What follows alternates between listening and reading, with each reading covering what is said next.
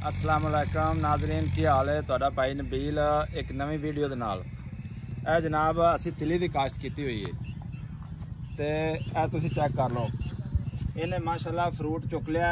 ये 25 दिन दी हो गई है ते 2.5-3 महीने की फसल है। 20 तो 25 माने की पैदावार है ते सोलर का पानी ला लीदा है। ये भी साडा खर्चा बचा है ते 2-4 स्प्रेवां होंदियां ने इनू ते ये तैयार हो जाती है। बड़ी मुनाफा बख्श फसल है, तकरीबन 8-10 हज़ार रुपया मन का रेट है सरदार साहब का। तो ये मैं दूसरे जिमीदारों में कहूँगा कि तुम भी इनकी काश्त कर लो। सस्ती फसल है, मकई के तो बड़े खर्चे हो जाते हैं, आलू तो बड़ा खर्चा हो जाता है, बड़ी सस्ती फसल है। बहुत दोस्तों गल करते पैसा तिली दी। तिली दे उत्थे काश्त करने जिथे पानी की बहुत ज़्यादा कमी पाई जाती है। पानी वाफर मकदार च नहीं पाया जाता क्योंकि इनू घट तो घट पानी 1-2 पानी लग जाए तो तैयार हो जाती। तो इसलिए सारे जिमीदारों को चाहिए कि वो फायदा उठाओ इस फसल का जिथे पानी ज़्यादा नहीं है। अच्छा दूसरी गल यह है कि इनू अज असीं स्प्रे कर लगे हाँ और बंदा स्प्रे टैंकी पानी भर रहा है। तो स्प्रेवां असीं ज़्यादा लैके आने अल्फा बीज तो वो साडा बीज ते स्प्रे का सेंटर है। तुसीं जिन्ने हाईब्रिड किस्म के बीज लैने होण ते अल्फा बीज उजरा रोड चूनिया तो लै सकते जी। उत्थे तुहाडे नाल किसी किस्म का कोई धोखा फराड नहीं होएगा इंशाअल्लाह ताला। अच्छा जनाब गल कर रहा सर तिलों की फसल की, तो असी ना इन्हू हम स्प्रे लगे कराने तो बंदा स्प्रे वाली टैंकी लैके आ गया। तो सरदार साहब जरा वहाया जो कि स्प्रे करने पे तो इनू जिंक भी असी पा दी तो ही इनका जरा रंग है ना वो थोड़ा जहा काला काला तुहानू नज़र आ रहा। तो बड़ी माशाल्लाह अच्छी फसल खड़ी है। तो आओ तुहानू स्प्रे विखाने कि छोटे विखा या स्प्रे कि कंपनी की।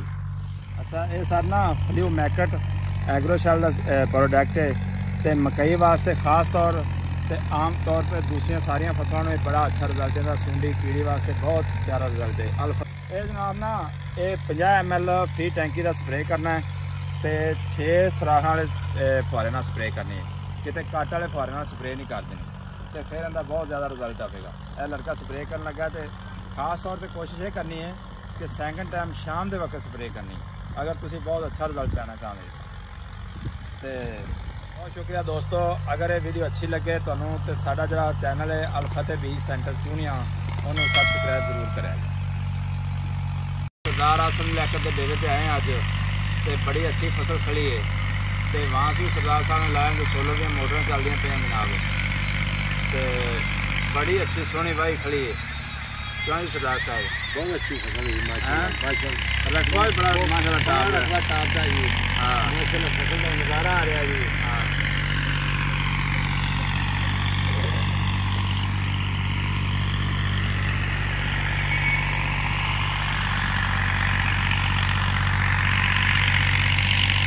सरदार साहब इस दफा तिली कितनी काश्त की है? इस दफा थोड़ी काश्त की है।